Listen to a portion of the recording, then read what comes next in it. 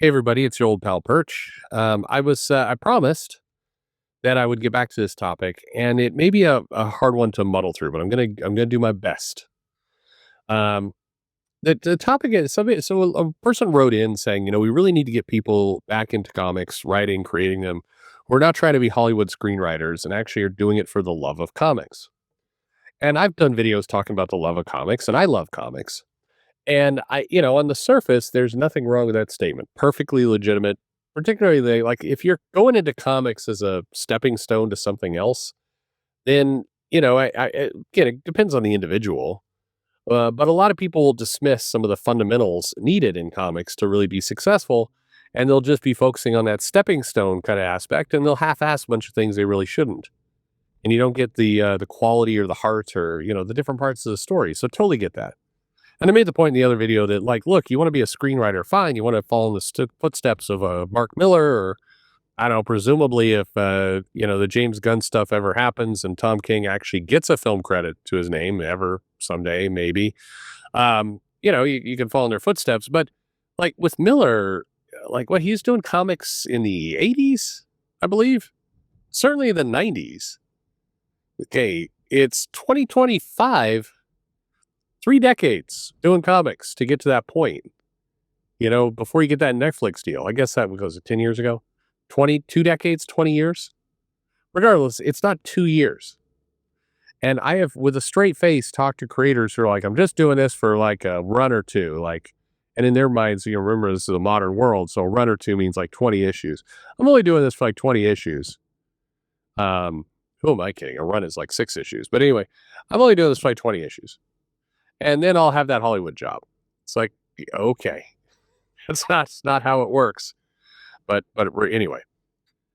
But I wanted to focus more on the you gotta love comics, you have heart for comics, because absolutely true. That's helpful, and you do need heart. You do need to love comics. You need to want the comic to be a good one, to want the business to succeed.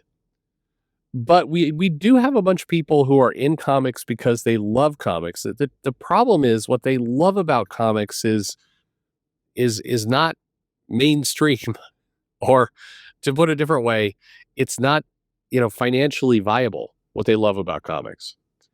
And I'll give you this example. It's something that has to be tempered. Who is your favorite comic character out there? Who is it?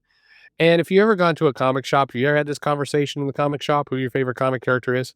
One thing you'll notice, and I notice this a lot, is that people will say things like, they'll go in and somebody new to the shop, be like, oh, my favorite character is Wolverine. And if you have some regulars there who, tend to be kind of dicks, or hell, you could even run the same experiment on CBR boards or Reddit or Twitter or Blue Sky, or wherever the hell you want to go.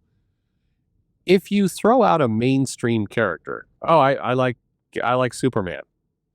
People are like, okay, that's a safe choice, boring choice. All right, Superman, sure. Way to go, Superman. That's the kind of response you'll get.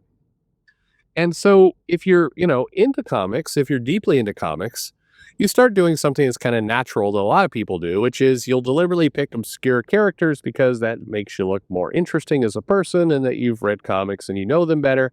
And so you're like, I like the Question. Not the Renee Montoya one, although she's perfectly fine and very brave. However, I like the first Question. And specifically, I like one of the Question's villains that only appeared for like 2 issues, but it's I like the dog character that showed up in the Long Shot mini series that Art Adams did. I like Maggot.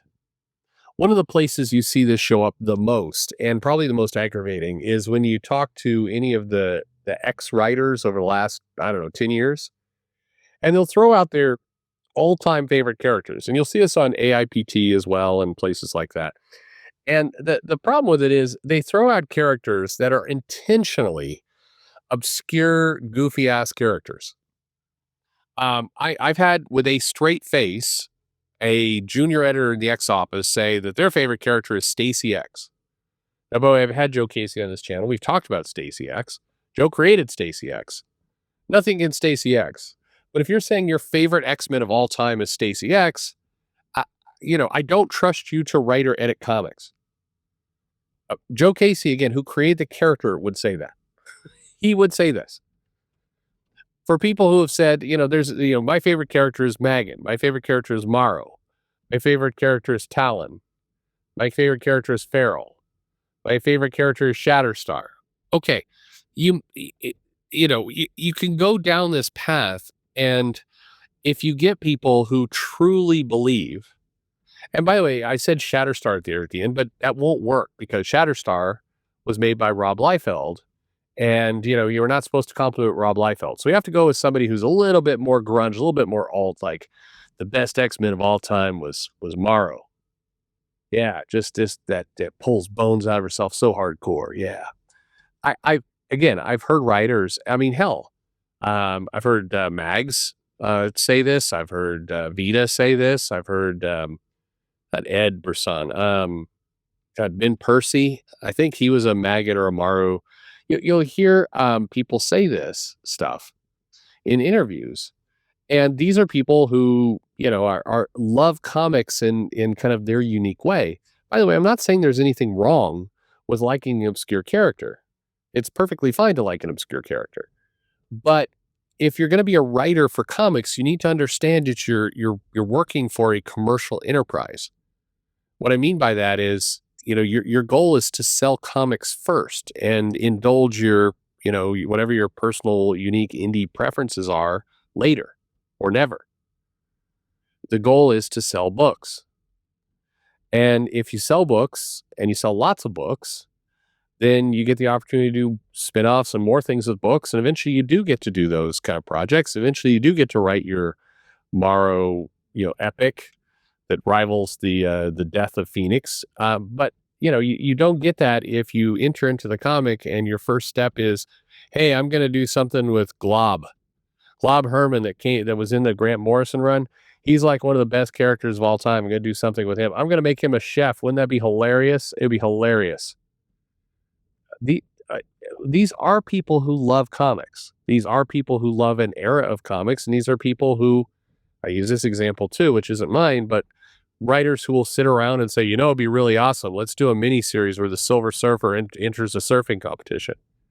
It's like, yeah, okay, but there has to be one Debbie Downer at the table who goes, how would that sell exactly? Who's going to buy that? Would anyone buy that?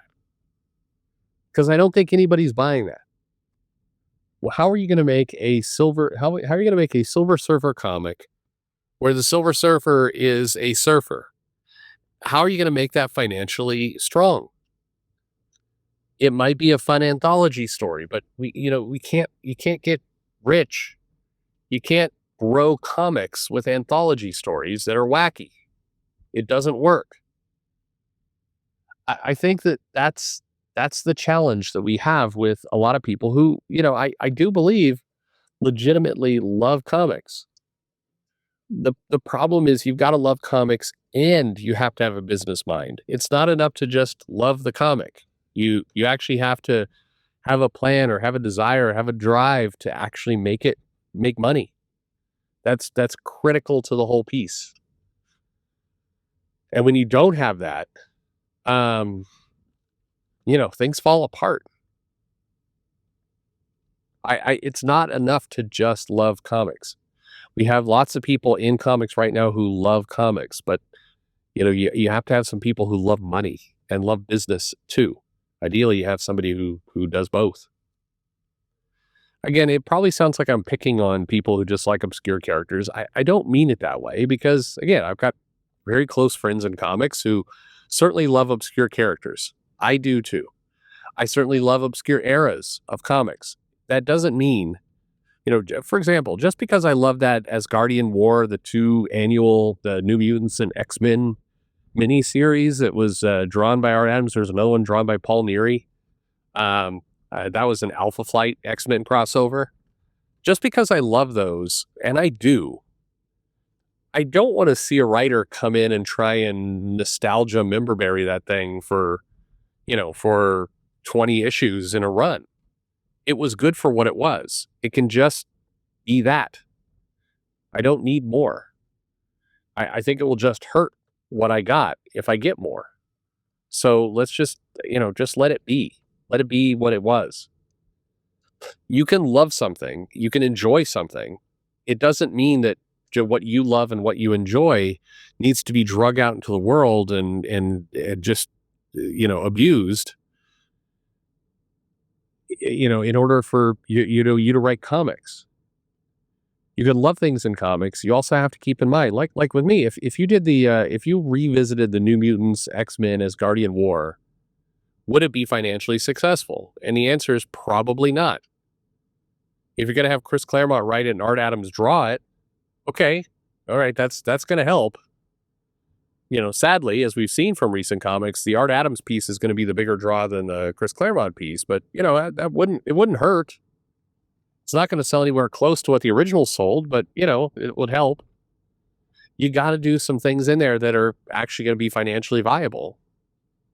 So again, you definitely need to love comics. I'm not saying that, people who love comics shouldn't be in comics. No, absolutely. You need to love comics. It's critical to the success of comics to love them. No doubt about it. However, as you're loving comics, also think about how to sell those comics, because creating an amazing piece of work, that sells 20 copies and sits in your basement, that's not really changing anything. Passion projects are great. I've got multiple of them. There's nothing wrong with that. But, you do have to have an eye for how you're going to sell it. Thanks for listening.